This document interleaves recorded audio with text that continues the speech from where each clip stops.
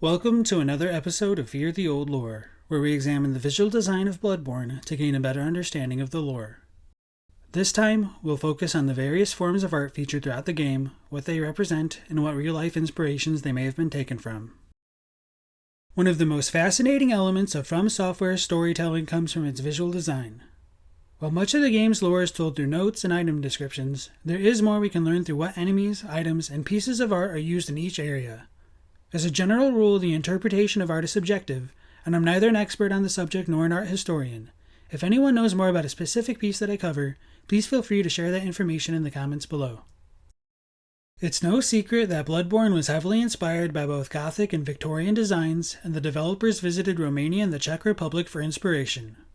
Accordingly, much of Bloodborne's architecture is reminiscent of Eastern Europe, and many of its clock towers resemble those found in Prague. Aside from Eastern European architecture, Bloodborne was also heavily inspired by the Catholic Church, and certain pieces of Catholic art were even recreated in the game. For example, the Healing Church borrows from images of Pieta, depictions of the Virgin Mary cradling the body of Jesus after his death, as seen in the masterpiece by Michelangelo. We see this design used a few places connected to the Healing Church, like the chapel in Hemwick Charnel Lane.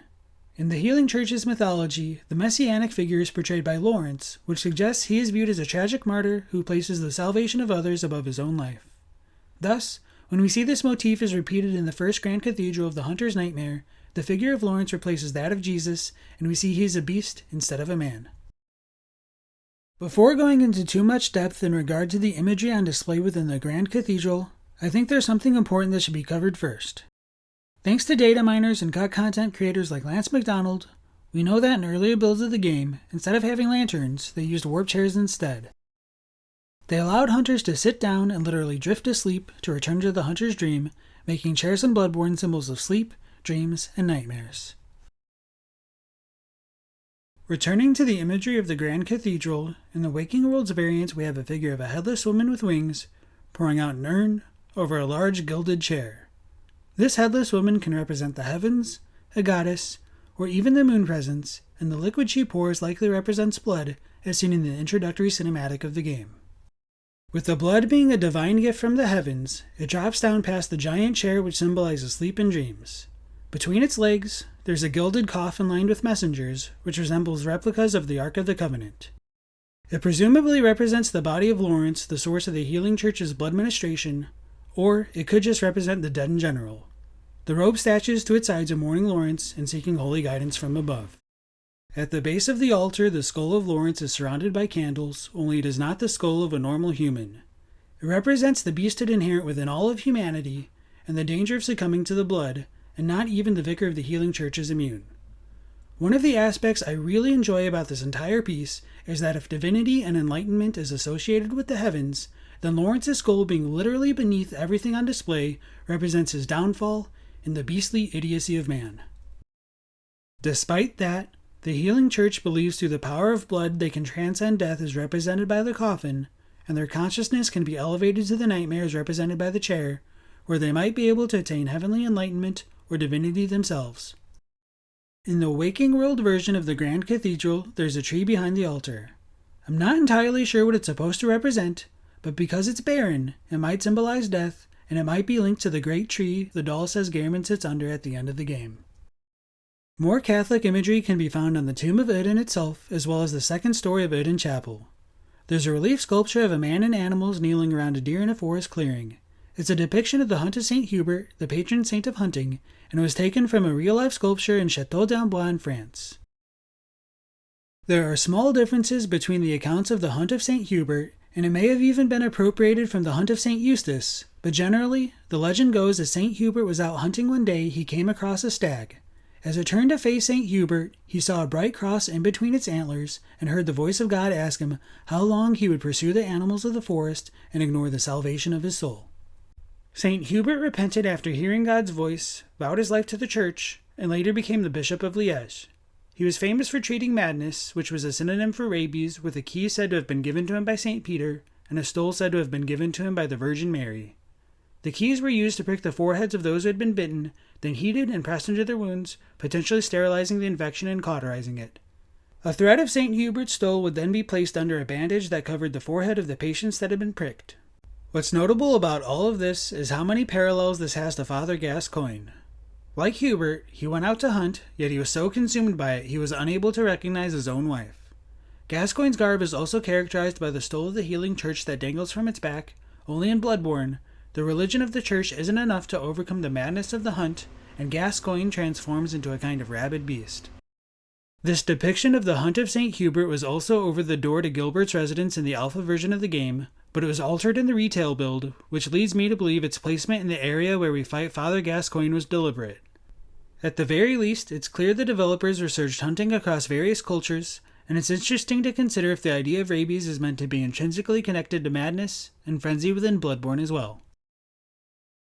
Next, in Catholic-related imagery, we'll turn our attention to Cainhurst and a few of the statues there.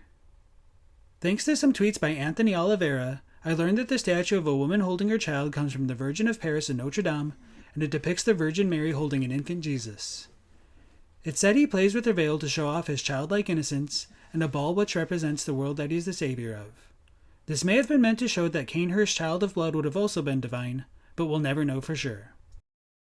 It's unclear what the other statues of women come from, though I would like to point out the figure of the woman with a crown can be seen in both Cainhurst and the Chalice dungeons, suggesting that the people of Cainhurst could have descended from the Tumerians.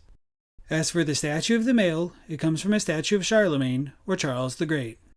According to Wikipedia, Charlemagne hated being drunk and drunkenness in others, and his canonization as a saint in the church is contested. While he was canonized in 1165 by Emperor Barbarossa, it was done for political reasons, and the church no longer recognizes him as a saint today.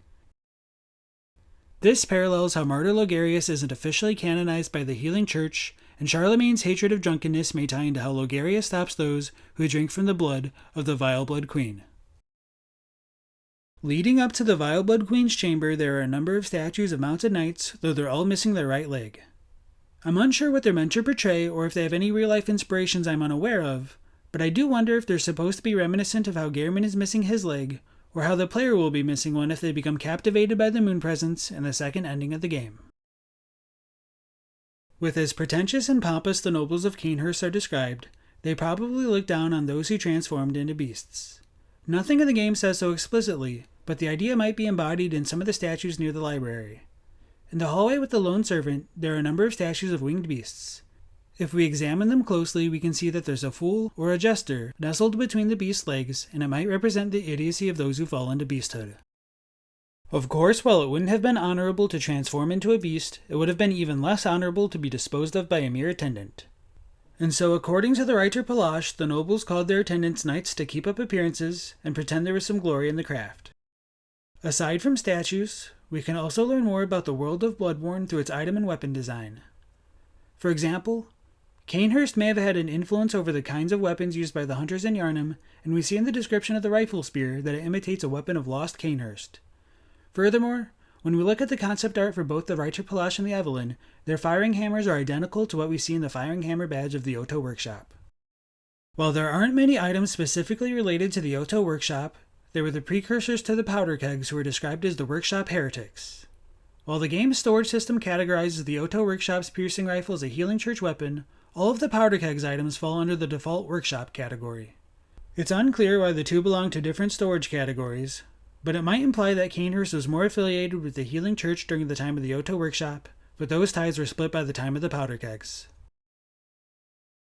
Just as Cainhurst's weapons have unique designs, there are also designs that are unique to the healing church.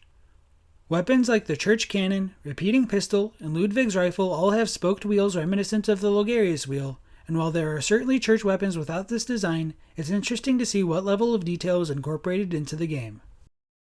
We'll revisit the topic of the art of Bloodborne in future videos, but for now, I hope this has shown how even minute details can help inform our understanding of the lore and the world of Bloodborne. Obviously, much of what I've suggested is open to individual interpretation, but hopefully this kind of content will inspire future discussions and further discoveries as to the kinds of art used in Bloodborne or other video games. As for now, thank you for watching. I hope you enjoyed it. Please consider liking it or subscribing to my channel for more content in the future. Fear the Old Lore.